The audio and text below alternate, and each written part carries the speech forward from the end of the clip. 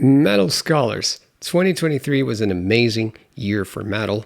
I'm going to try to give you 52 subgenres of metal, and we're going to fit 52 bands. So if we begin in January, then we have Obituary, and they have a new album, right, called Dying of Everything, and it's a great representative of death metal. Second week, I went to Ahab, the Choral Tombs, Funeral Death Doom. Great to change the vibes. And because I like to do that, kind of like a roller coaster, I dedicated myself to Katatonia later on with The Sky Void of Stars. Switching to a very heavy and satanic album with the band Atrocity, onto melodic death metal with And Oceans. As in gardens, so in tombs. The first week of February was the moment to listen to Korn, Requiem Mass, the EP. I listened to it the day it came out, and I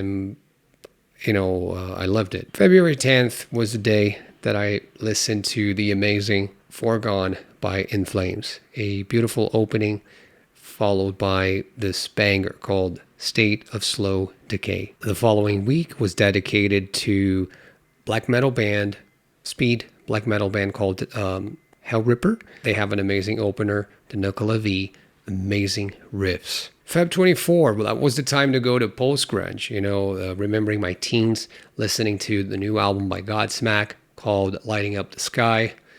And then March, I entered March with Heimdall by Enslaved. Then I tried Haken Fauna, and the song Taurus, the first one, was lots of fun to listen to. On March 10th, that was the time for me to listen again to a nostalgic band called Story of the Year. Back to my teens, they have a new album called Tear Me to Pieces, and I wrapped it up with August Burns Red, The Death Below. My favorite track, Tightrope. It's got harmonies, breakdowns. It's just an amazing listening experience. And April was a good month for rock and metal. You have Atreyu. They've released the EP The Hope of a Spark, and they have a song called Drowning, right? Hell of a banger.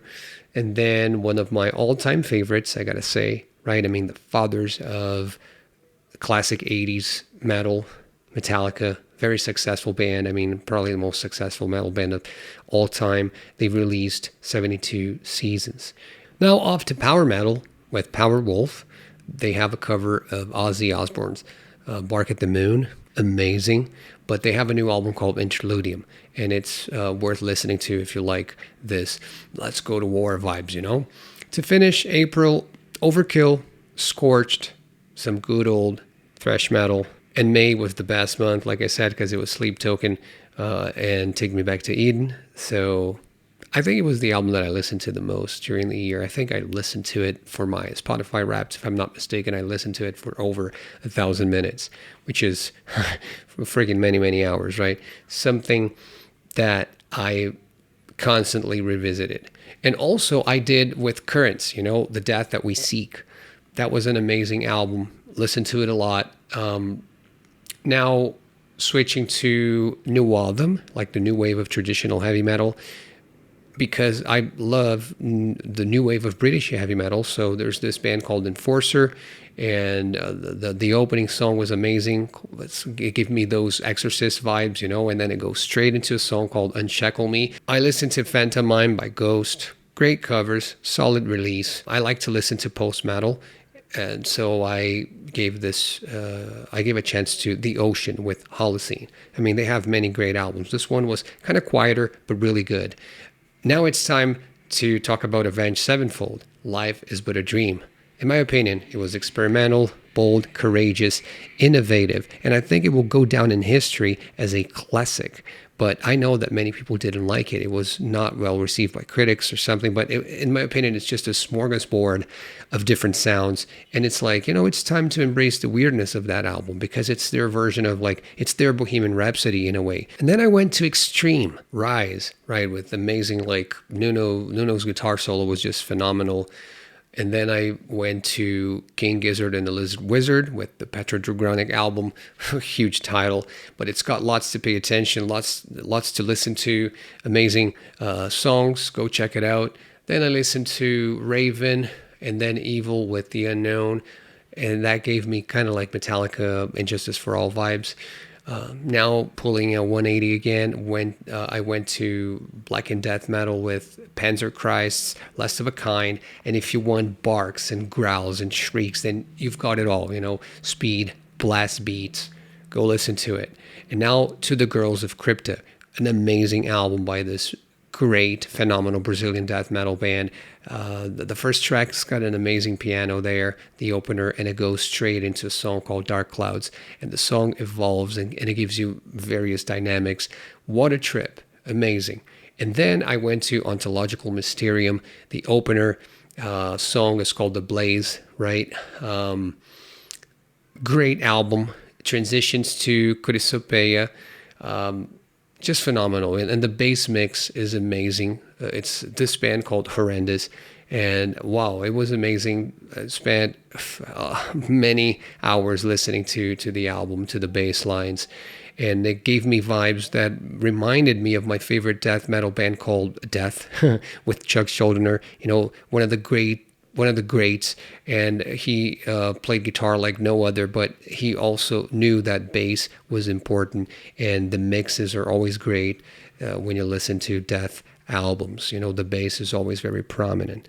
So thanks to Alex Kulik here for Ontological Mysterium and Horrendous, because you can listen to the bass quite a lot. All right, now thinking of other genres, Viking metal, there's this Icelandic band called Skullmold, an album called Udales. It was fun times to listen to it.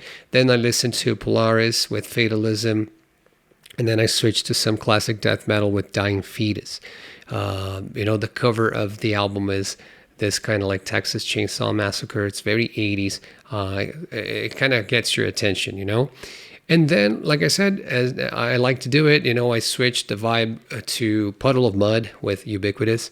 The bass mix was great. It was great to listen to, kind of like Nirvana type of vibe, grungy, and it's got some like pop and country. It's got a great mix, And then I went to Corey Taylor, CMF2, and solid release. Really good stuff for you to listen to.